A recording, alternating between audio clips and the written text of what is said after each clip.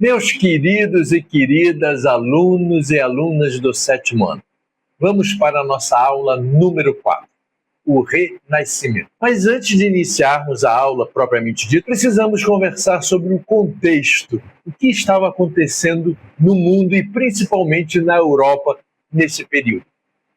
Vamos lembrar que é o fim do feudalismo. O feudalismo começa a entrar em crise.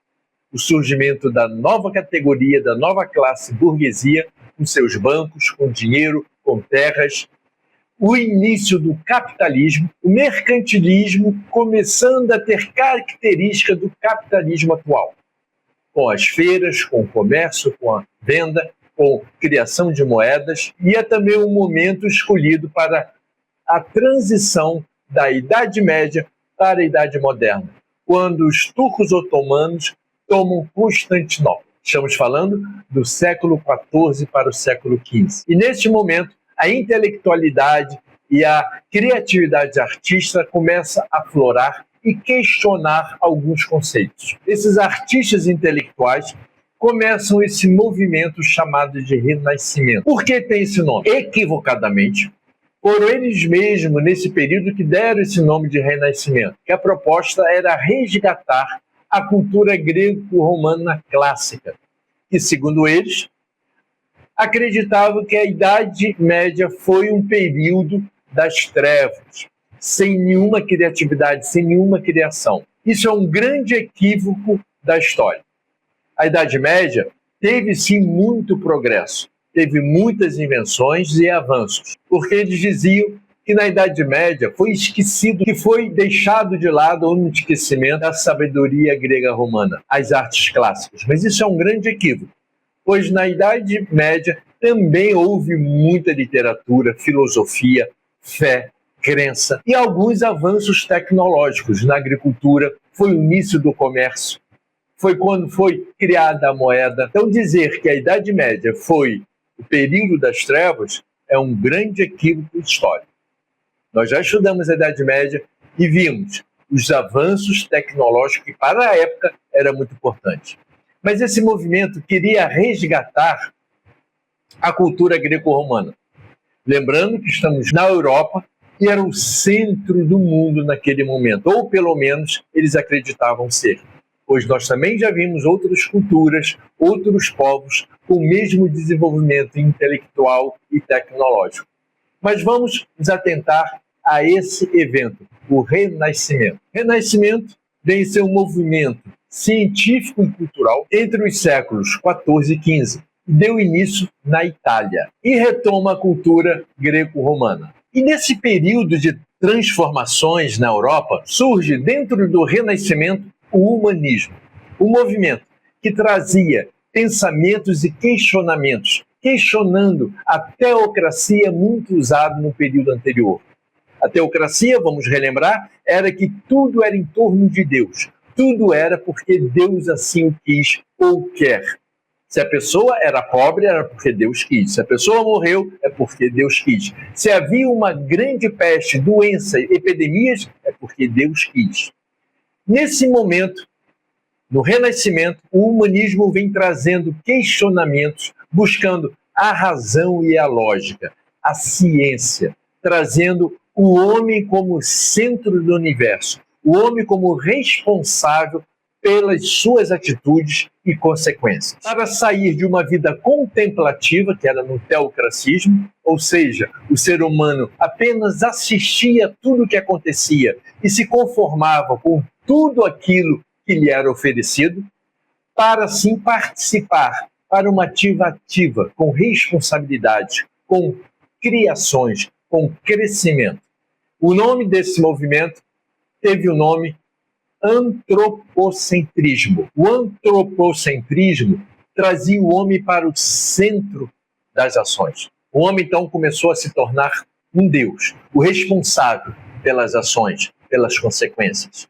Mas vamos lembrar aqui que as pessoas que defendiam o antropocentrismo não quer dizer que seriam ateus. Não, apenas buscavam a lógica e a ciência para explicações do seu cotidiano, dos fenômenos, das doenças, explicações da vida. E com essa nova mentalidade do mundo tão moderno, do antropocentrismo, foram desenvolvendo pensamentos com lógica, buscando entendimentos na matemática, na filosofia, nas ciências, na medicina, na astrologia, e com isso foram desenvolvendo o espírito científico. E esse espírito científico não era mais embasado nas opiniões da religião, que tudo estava escrito e predestinado. Era então desenvolvido a partir de observação, de experiência e do questionamento.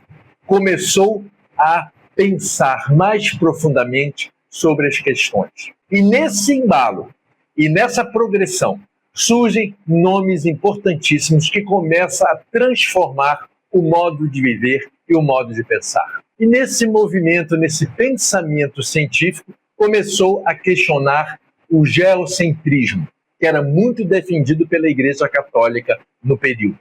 Que vem a ser o geocentrismo? Acreditava-se que a Terra era o centro do universo e que tudo que havia, Sol, os outros planetas, todo o universo, girava em torno da Terra. Foi quando Nicolau Copérnico, o astrônomo polonês, questionou o geocentrismo, defendido pelo grego Ptolomeu. Ele defendeu a teoria heliocêntrica, o heliocentrismo, ou seja, ao invés da Terra ser o centro do universo, que é o Sol, que vem a ser o centro do universo, que todos os planetas giram em torno do Sol. Isso criou uma grande confusão, pois estava batendo de frente com a poderosa Igreja Católica, que ia mexer com todos os conceitos e comportamentos da humanidade. Temos também um outro astrônomo e matemático, um alemão, Johannes Kepler.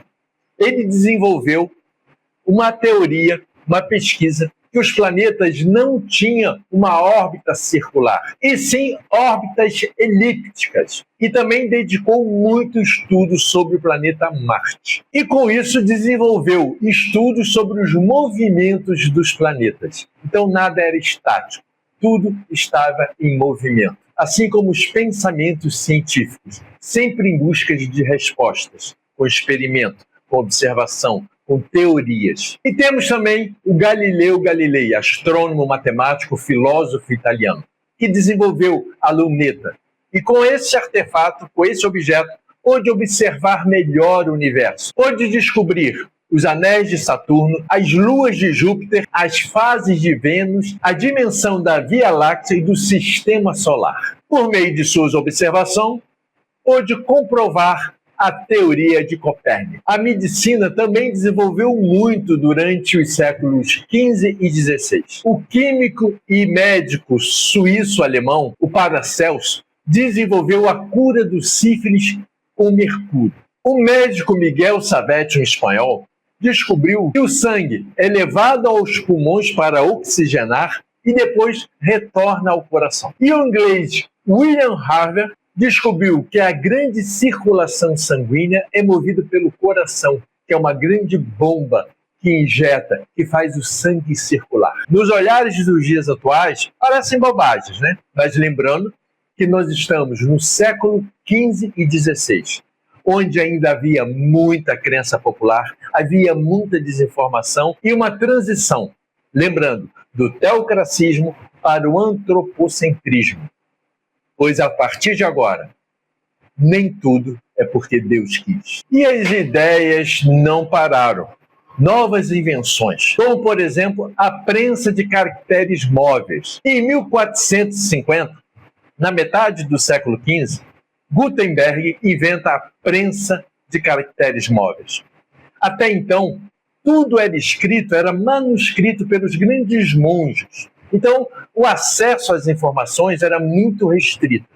Com a invenção de Gutenberg, foram feitos alguns livros para divulgar todo o pensamento renascentista. Isso impulsionou para outras pessoas o acesso a essas informações. E com todas essas inovações, vocês devem estar pensando, que bom, todo mundo ficou feliz, né? Não. Nem todo mundo ficou feliz.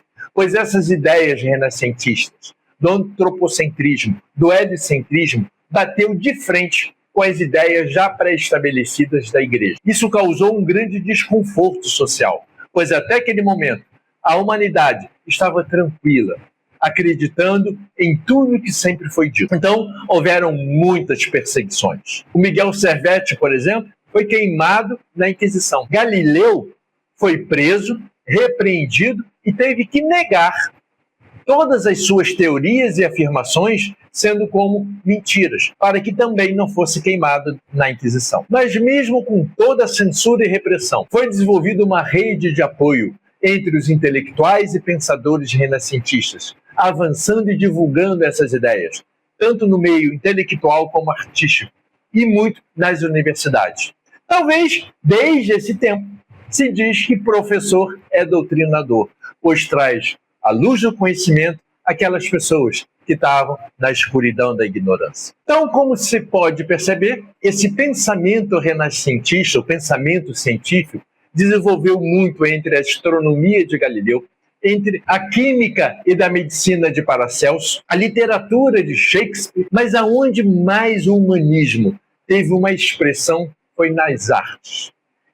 Pois esse pensamento antropocêntrico, onde o homem tinha uma grande importância e valor, os artistas começaram a desenvolver a sua arte, o seu talento, com detalhes. Não apenas com o talento da sua pintura, mas desenvolvendo, junto com a ciência, a matemática, a arquitetura, desenvolvendo texturas, proporção, que a gente vai ver agora, a arte do Renascimento. Os artistas renascentistas buscavam aperfeiçoamento nas paisagens, nos animais e principalmente no ser humano. As suas musas também eram personagens da mitologia e bíblico, trazendo traços com perfeição. Foi-se aí, então, desenvolvendo a ciência das artes, com auxílio da geometria, da matemática, da física, da óptica, a valorização do belo. Era para provocar prazer e dar o máximo de realismo possível. E esses artistas desenvolveram um termo chamado universalismo, ou seja, ter conhecimento em várias áreas, para de fato se tornar um sábio, e com isso ter condições de produzir obras perfeitas, e ter condições de se posicionar ativamente nesse mundo de transformações. Vamos perceber que já no final do século XX, início do século XXI, e nesse período onde vocês vivem, o universalismo vai se perdendo. Talvez porque hoje acreditamos ou temos a ilusão que nada mais será descoberto, que sabemos de tudo, que tudo está na palma da nossa mão aí, no seu celular. E isso, então, faz com que a gente não desenvolva o pensamento científico. Então vamos buscar esse desenvolvimento, lendo, pesquisando. Aproveite essa matéria do Renascimento, converse com o seu professor ou sua professora de arte um pouco mais sobre o Renascimento, dos artistas do Renascimento. Vamos desenvolver o pensamento científico e buscar o universalismo? Topa? Tá combinado então. Até o desenvolvimento do renascentismo, as pinturas eram as pinturas chapadas, sem perspectivas, sem sombras. A partir daí, foi desenvolvido, com a ajuda das ciências do universalismo, a perspectiva, a criação de sombras, de luzes. Tem um quadro muito famoso, pesquise aí, de Sandro Botticelli, A Primavera, que foi pintado em 1482, já no finalzinho do século XV. Eu não vou botar imagem, eu quero que vocês pesquisem e percebam os detalhes, a perspectiva, as luzes, a sombra. E temos outros grandes expoentes da arte renascentista, que com certeza você já ouviu os nomes, nem que seja do desenho As Tartarugas Ninja. Pensem aí rapidinho, vamos lá. Leonardo da Vinci, Michelangelo e Rafael. Viu como vocês já ouviram falar deles? Vamos entender um pouquinho sobre cada um deles. Leonardo da Vinci foi considerado o maior universalista. Pintor, escultor, inventor, matemático, arquiteto, engenheiro e por meio de dissecação de cadáveres, ele conseguiu desenvolver desenhos anatômicos com perfeição. E é dele alguns protótipos que não conseguiram sair do papel, como do helicóptero, salva-vidas, paraquedas e bicicleta. Não tinha tecnologia naquele período, então esses desenhos não saíram do papel. Mas ele pensou em tudo isso. E é dele um dos quadros mais famosos do mundo inteiro. Está lá no Museu do Louvre, a Mona Lisa. Não precisa ir a Paris. Procure aí no site do Museu do Louvre e veja a perfeição do semblante de Mona Lisa. Temos Michelangelo, que pintou o teto da Capela Sistina no Vaticano, representando a criação do mundo. Também procurem no site, vocês vão ver a perfeição nos detalhes, além de ser um excelente escultor. Michelangelo era um perfeccionista. Quando ele finalizou sua obra, a escultura de Davi, ele ficou impressionado e disse a famosa frase: "Fala, por que tu não fale? Fala, por que você não fala?" Diante daquela obra perfeita. Pesquise aí, escultura de Michelangelo Davi. Vocês vão ficar impressionados com o realismo. E outro grande nome é o Rafael. Era considerado o pintor das Madonas. Ele pintou a Virgem Maria com o menino Jesus com perfeição e detalhes. Então, esse era o traço da arte renascentista, com perspectivas, com luzes, com sombras, com distanciamento, coisa que até então ninguém foi capaz de fazer. O ser humano, desenvolvendo o antropocentrismo, desenvolvendo o pensamento científico e buscando perfeição. E não esquecendo do universalismo. Vamos desenvolver os nossos pensamentos em várias áreas e assim participando ativamente da nossa vida. E é preciso destacar aqui a importância de um personagem que, com certeza, sem esse personagem, essa arte não teria tanta desenvoltura, pois as artes também precisam ser financiadas. Surgem os mecenas italianos. E vamos aqui lembrar mais um detalhe. Não havia naquele período máquina fotográfica, filmadora, muito menos celular, né? Para você ter a sua imagem retratada, tinha que ter um pintor para pintar o seu retrato. Então era uma honra, era um prestígio, era um status ter a sua imagem pintada, todo esse movimento da arte renascentista que surgiu em Florença, na Itália. Então surge esse mecenas, que eram burgueses, e um deles, muito conhecido, a família Médici. Essa família nós vamos conhecer mais profundamente no ensino médio. A sua importância, a sua influência, a sua participação, não só na arte, mas na política, na economia, em toda a realeza. Essa família tem história para contar, mas isso lá no ensino médio. Agora vamos ficar com a parte do mecenas, aquele que patrocinava os artistas. E com esse patrocínio, teria sua imagem imortalizada. E vamos ficando por aqui, lembrando, prestem atenção às aulas de arte, que com certeza seu professor ou sua professora de arte vai enriquecer cada vez mais o conhecimento de vocês. Conhecer o passado para compreender o presente. Aprender a aprender história não se trata de decorar datas, e sim entender os processos. Vou deixar aqui alguns quiz para que vocês respondam. E respondam nos comentários ou me mandem as respostas por e-mail. E se você gosta de aulas dinâmicas, objetivas, criativas, é aqui o seu lugar. Não percam a próxima aula, não faltem.